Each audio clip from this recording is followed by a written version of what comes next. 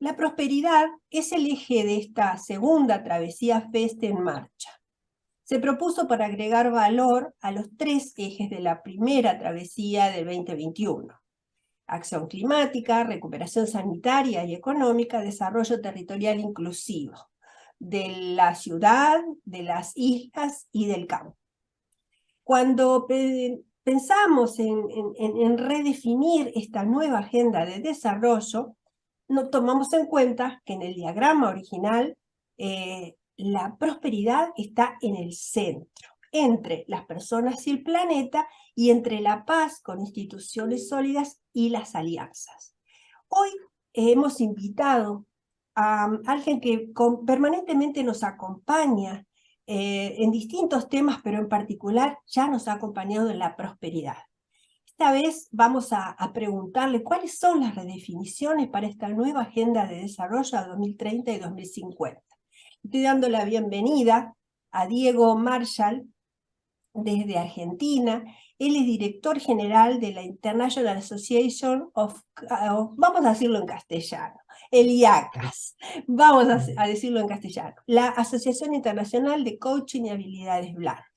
Es contador público, es profesor universitario de ciencias contables, es especialista en gestión de la tecnología e innovación, coach ontológico, y por eso también la especialidad muy importante para que le preguntemos cómo tenemos que redefinir o poner las claves en esta nueva agenda que nos exige la nueva realidad. Bienvenido, Diego. Una vez más, gracias por tu incondicionalidad y bueno, vamos a conversar. Hola Marita, muy buenos días. Muchísimas gracias por tenerme presente, muchísimas gracias por la invitación. Y bueno, muchísimas gracias por traer este tema que es importantísimo desde el punto de vista de los ODS y es importantísimo también para todo el mundo, porque cuando pensamos en prosperidad, viene a la mente muchas palabras y la gente a veces se confunde y piensa prosperidad es sí o sí, tengo que estar relacionado con mi ingreso económico, con la plata. Y la prosperidad, si bien tiene una parte que es muy importante, obviamente, que tiene que ver con la economía, la prosperidad va mucho más allá. Es un concepto bastante amplio y solamente centrarse en una de las patas es como que la silla va a quedar en desequilibrio. Entonces, cuando nosotros hablamos de prosperidad, hablamos por un lado, sí, de los recursos económicos para poder vivir bien o que nos permite un estado de bienestar, pero también tenemos que ver desde el punto de vista psicológico que la prosperidad es tener ese recurso económico para poder contar, pero que nos ayude a mejorar nuestro estado de bienestar físico y psicológico también. Entonces, vamos a dividir esto en estas tres patas. Desde el punto de vista financiero o económico, que no son iguales. Una cosa es la finanza y otra cosa es la economía. ¿Sí? Gracias Cuando hablamos, por esta aclaración. Bien, me exacto. gusta. Cuando hablamos de recursos económicos, es un recurso que es amplio. Todos los países del mundo y todas las personas tenemos recursos económicos. ¿Cuáles son los recursos económicos? La tierra, el recurso humano, el resto de los recursos materiales que podemos utilizar para explotar la tierra, etcétera, ¿sí? Y los recursos financieros están relacionados con lo que extraemos y cómo implementamos y cómo podemos sacar el mejor provecho de eso que está ahí. Y el recurso financiero, hablamos ya, son conceptos un poco más, valga la redundancia, financieros o contables, que hablamos del dinero, el material, que lo que hacemos con el recurso económico. Entonces, la mayoría, todos los países en general, como decías vos, las ciudades, las provincias, etcétera, todos tenemos recursos económicos. Pero si no los explotamos bien, no podemos tener los recursos financieros para poder hacer las obras que necesitamos para hacer. ¿Sí? Entonces, hay países que son absolutamente ricos económicamente, pero sin embargo financieramente están totalmente endeudados. Entonces, y voy a dar un ejemplo, ¿sí? Por ejemplo, ahora está muy en boga el triángulo del litio. ¿sí? El Triángulo del Litio lo comparten Argentina, Bolivia y Chile. Em, Son, en principio, países que, por ejemplo, Argentina, voy a hablar de Argentina, que es el que más conozco en este caso. Argentina tiene un montón de recursos naturales, muchísimos. Debería ser el país, uno de los países más ricos del mundo y deberíamos estar financieramente totalmente holgados. Sin embargo, estamos pidiéndole plata al Fondo Monetario, al Club de París, etcétera, etcétera, porque no llegamos a pagar nuestras deudas. ¿Por qué? Porque no podemos explotar todos los recursos que nosotros tenemos. Entonces, económicamente somos ricos, pero financieramente nos faltan los recursos para poder explotar y que condiga esa riqueza económica con esa riqueza financiera. Tiene que ¿Sí? ver con la Entonces, buena administración, tiene que ver con la exactamente. gestión, ahí va. Tiene, exactamente, y tiene que ver también con la inversión, ¿sí? La inversión que se necesita para poder explotar esos recursos económicos que nosotros tenemos, ¿sí? A ver, en este caso del Triángulo del Litio, por ejemplo, ese recurso natural está. El tema es que nosotros necesitamos plata para poder explotarlo. Y para poder explotarlo, y no tenemos la plata propia, entonces tenemos que salir a buscar plata de afuera para que nos ayuden a poder sacar, extraer ese material, procesarlo y luego poder venderlo y tener ese dinero para poder invertirlo en las demás cosas que necesita la Argentina, por ejemplo, infraestructura, mejoramiento de las condiciones de vida de los habitantes, etcétera, etcétera, etcétera. Entonces, podemos ser muy ricos en recursos, pero sin embargo financieramente estar mal, ¿sí? O no tener lo suficiente plata para llegar a fin de mes a nivel país, pero eso también puede pasar a nivel individual. Y voy a dar un ejemplo.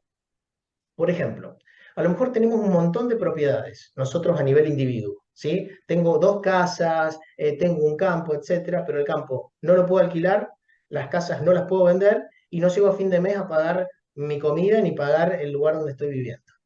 Entonces, sí, tengo todos los bienes habidos y por haber, económicamente estoy muy bien, pero financieramente no tengo nada en el bolsillo. Ujú. ¿Eh? Entonces, por un lado, lo que es económico y financiero, una de las patas de la prosperidad. Por otro lado, lo que es el bienestar, y acá dividimos el estado de bienestar físico del psicológico, ¿sí? Entonces, el bienestar físico está relacionado con la salud.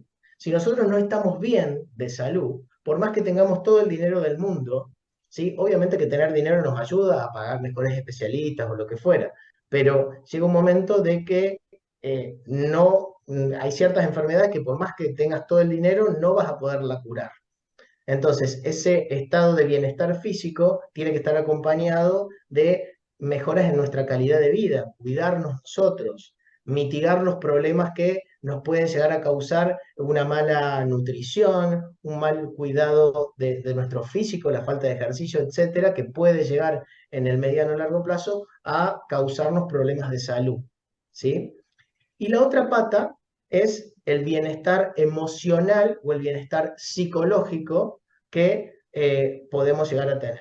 Si nosotros tenemos todo el dinero del mundo, tanto económica como financieramente, viendo esta diferencia, estamos bien de salud física, pero no estamos bien de salud emocional o salud psíquica, todo lo demás que tenemos no nos va a ayudar. Si nosotros estamos preocupados en todo momento y tenemos mala onda, como le decimos, Ujú, o claro. cualquier problema que viene nos desequilibra emocionalmente, más allá de que tengamos todo el dinero del mundo, más allá de que estemos físicamente bien, no estamos disfrutando. Y al no estar disfrutando, no prosperamos. Va a llegar un momento, inclusive, que ese malestar que estamos teniendo emocionalmente o psicológicamente va a afectarnos también desde el punto de vista físico. Vamos a llegar también a tener estos problemas y somatizar en nuestro cuerpo todos esos síntomas que estamos teniendo de manera psicológica Claro. o emocional. Cabe entonces decir, bueno, tenemos que ver a la prosperidad en su multidimensión. Una Perfecto. sola no alcanza. ¿Cómo No. juegan las habilidades blandas en la perspectiva del coaching? Que el coaching obviamente es una orientación, es una guía. ¿Cómo juegan Ujú. las habilidades blandas? ¿A qué se le llama habilidades blandas para este cometido, ¿no? Bien, las habilidades blandas son un conjunto de competencias socioemocionales, psicosocioemocionales, sería justamente la definición. Psico, ¿por qué? Porque obviamente tenemos que entrenar nuestra mente, ¿sí? Claro. Porque si no, si nuestra mente no entiende los conceptos, no entiende cómo trabajar la manera de actuar cuando aparezca algún conflicto, algún problema, etcétera, evidentemente no va a tener la competencia para poder resolverlo. Y socioemocional, primero, ¿por qué? Porque socio relacionado también con el resto de las personas, ¿sí? Conmigo mismo y con el resto de las personas en la interacción y la emocionalidad que me provoca la interacción. Entonces, trabajamos desde la inteligencia emocional con nuestras habilidades intrapersonales, nuestras propias fuerzas, nuestra propia emoción, y las habilidades interpersonales en el interrelacionamiento con Como los demás. sujetos sociales, claro, somos. Exactamente. Entonces, trabajar el nivel psíquico, pero también el emocional para poder sobrellevar las complejidades diarias que tenemos en nuestro vivir. Entonces, estas habilidades blandas, como por ejemplo el trabajo en equipo, la interacción social, la gestión de los conflictos, la gestión del tiempo, muchas veces me contratan y me dicen, a ver, no podemos gestionar el tiempo, todas las cosas, tenemos un montón de cosas que hacer y no podemos llegar a cumplir con todas estas cosas. ¿Y por qué es? Porque en este mundo que estamos viviendo, cada vez tenemos más cosas para hacer. Y muchas veces el estado de ansiedad que provoca todo lo que tenemos para hacer, en cambio de ayudarnos a cumplir con todo, nos paraliza, porque en nuestra mente no hay nada peor para el cerebro que el desorden. Entonces, mientras más desordenado estemos, peor podemos gestionar nuestra emocionalidad y obviamente repercute en nuestra efectividad y en nuestra eficiencia en el uso del tiempo. Entonces, otra de las habilidades blandas es la gestión inteligente del tiempo, Mm, ¿sí? También cómo gestionar el desarrollo, nuestro propio desarrollo y el desarrollo de los demás cuando somos líderes. ¿Sí? Muchas veces estamos a ver cómo reparto esto, qué es lo que necesita el otro, cómo empatizo con el otro. Porque a veces yo creo que el otro necesita una cosa, pero no me estoy poniendo en el lugar del otro, ni veo la complejidad del mundo del otro. Entonces, las habilidades blandas nos ayudan en esto, ¿no? En poder ver distintas dimensiones para poder trabajar y mejorar nuestro estado de prosperidad, ¿sí? No solamente desde lo económico financiero, sino también desde el nivel de salud, y cuando hablamos de salud, hablamos del concepto amplio de salud en este ser biopsicosocial, emocional, espiritual. ujú. Entonces, a Factores. través de, claro, lo que plantea la Organización Mundial de la Salud, ¿no? Entonces, desde la conversación del coaching, ¿sí? Tomar conciencia de quién estoy siendo hoy y de quién quiero ser en el futuro y cuáles son los hábitos que yo tengo que cambiar y ver qué recursos tengo hoy o qué recursos necesito contar para poder transformarme en esa persona y lograr la prosperidad en su concepto bien amplio. En perspectivas de tus puestos de gerencia, en capital humano, en operaciones, administración, finanzas de empresas, también en el turismo, que es un sector que necesita muchísimas pautas de recuperación, ¿cómo ves que tenemos que trabajar esta nueva agenda de desarrollo en las organizaciones, en las empresas, en todo tipo de organización? Porque hasta ahora hablábamos más que nada de la conducta individual. Yo te Ujú. quiero aprovechar tu experiencia en las empresas, en las organizaciones. A ver, yo creo que durante mucho tiempo dentro de las empresas se trabajó de una manera, si bien desde la dialéctica se hablaba de somos un equipo de trabajo que construimos la organización que estamos siendo, las gerencias trabajaban de una manera totalmente desarticulada. Ujú. La gerencia de operación iba por un lado, la de administración por otro, recursos humanos otro, y era como un malabarismo y si salían las cosas bien, salían porque salían, digamos. Pero muchas veces los gerentes nos juntábamos en las reuniones interdepartamentales y como que no se veía la integralidad en la organización, sino que cada uno planteaba sus problemas y se resolvía el problema de cada uno sin ver que el problema de cada uno es transversal a la organización. Entonces, un problema que tenga administración repercute sí o sí, primero en el capital humano, ¿sí? Porque las organizaciones están formadas por personas, o sea, más allá de que tengamos los recursos materiales, las que ejecutan y utilizan ese recurso material y las que toman las decisiones son las personas. Entonces, trabajar desde la integralidad. Si hay un problema financiero, va a repercutir en operaciones, porque operaciones no va a poder hacer o llevar adelante la operación normal y habitual de la organización. Entonces, decir, no, bueno, que eso lo decía administración. No, si es un problema de operaciones, que lo decía operación. No, trabajar interrelacionadamente y trabajar mucho por proyecto, que se utiliza mucho a nivel social, pero a nivel organizacional no se trabaja a nivel proyecto, si bien se trabaja a nivel proyecto para los clientes, no se trabaja a la interna, a nivel estructura. Entonces, para mí eso es lo que hay que cambiar. La Hay que tener en mentalidad, cuenta esta redefinición hacia adentro también. Y exactamente. el ciudadano, cliente y ciudadano que vota, ¿qué función tiene para comprender la prosperidad y hacerla propia, ¿no? Porque es parte de la construcción de prosperidad en el Estado, estamos todos. Ujú. Claro. Bien, yo creo que la mejor forma de que el ciudadano contribuya a la prosperidad es que realmente se ponga la camiseta del lugar donde vive. Porque, bueno, el Qué cerebro bueno. es como que está acostumbrado, bueno, yo habría que hacer tal cosa, o me quejo porque las cosas no se hacen. Pero el tema es que si nosotros no nos ponemos, realmente no nos damos cuenta que formamos parte de la decisión también y que formamos parte de la sociedad, no es que como yo lo miro desde afuera. ¿Por qué? Porque lo que no se hace desde el Estado, no se hace de las organizaciones intermedias, etcétera, repercute en mí como ciudadano.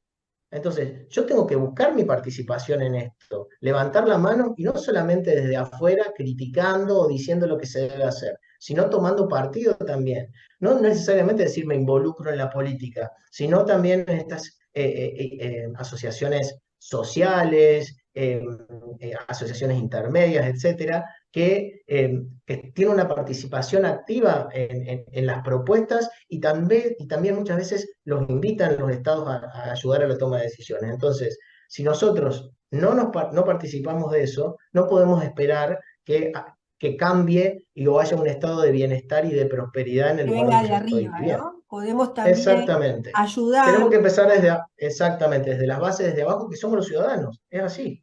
Y aparte, Nosotros, nosotros tomamos las decisiones de votar también. Entonces decir, a sí, ver, che, el a poder ver, del voto. exacto. Entonces decir, bueno, no, pero ¿qué va a ser mi voto? Mi voto, la sumatoria de todos los votos, es quien decide cuál es la agenda del político de turno. Y eso es lo que tenemos que tener en Y el cuenta. poder de la compra. Absolutamente, absolutamente. El político por el lado, pero también el poder de la compra con las empresas y con las personas que nos representan en general.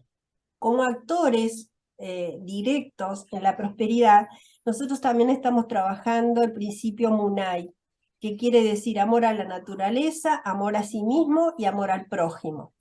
Cuando lo medimos en términos de qué huella estamos dejando, hablando de la naturaleza, viste que hoy se habla mucho de medir la huella ecológica, la huella Ujú. hídrica, la huella de carbono. También lo que decías antes, ¿no? El qué deseos ponemos en el progreso. Porque psicológicamente tenemos un imaginario que nos hace desear más de lo que podemos tener y si no lo tenemos, cómo nos sentimos, qué nos sentimos que nos falta. Y después el otro es el poder o la vulnerabilidad que estamos legando. Hoy la prosperidad se puede medir, se mide Exacto. con estándares universales. Entonces, qué importante es tener esta visión holística y este sustento MUNAI, que es el tercer código andino, y como vos decías recién, pensar en nuestras comunidades, ¿no? Pensar que somos parte de la prosperidad a escala desde nuestras ciudades. Exacto. Yo creo que nos has dejado pautas más que claras. ¿Qué tendríamos que hacer en formación, en información? ¿Dónde informarnos? ¿Qué nos ofrece el IACAS? ya que estamos, sé que te estás dedicando muchísimo también a la formación en coaching y necesitamos una nueva perspectiva de liderazgo, así que ahí me parece que sería la pregunta que corona, digamos, esta charla breve que hemos tenido. Mm. Bien, yo creo que tomando estas tres patas que estuvimos conversando recién, ¿no? Sobre la prosperidad, enfocarnos primero para entender un poquito más esta diferencia y estos conceptos básicos, porque uno piensa, ay, economía, finanzas, matemática, no, tenés que ser contador, administrador, economista para poder entenderlo.